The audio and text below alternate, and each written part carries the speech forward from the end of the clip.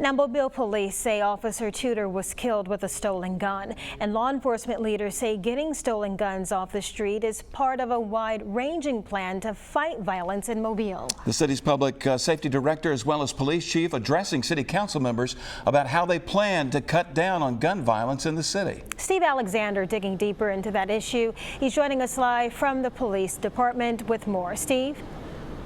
Well, local law enforcement officials say they're not just taking action, they're also trying to look into the root cause of the problem. Public Safety Director James Barber and Police Chief Lawrence Batiste brought maps to the presentation showing gun violence hotspots and talked about the people affected. As many as 90% of our victims are now in the African American community, as well as over 90% of the shooters. They told the Mobile City Council committee that law enforcement has a three-point approach to dealing with gun violence: slow down easy access to weapons, rigorously prosecute those involved in drug trafficking, and confront systemic violence by targeting people who they believe are shooters or potential shooters.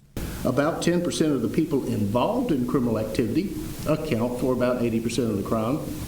We know who they are. We have come up with an operation plan that we put in place, but for the, I would rather not go into the specifics of the operation for fear of the impact that it may have on our ability to be successful in carrying out what we need to carry out. Barber once again voiced his support for a bill in the legislature that would allow judges to hold more suspects without bail. We amend the Alabama Constitution that when there's evidence is sufficient for conviction and there's a likelihood they're going to reoffend and they could possibly get life in prison, not just a capital offense, but life in prison for that offense, that we be able to hold without bail.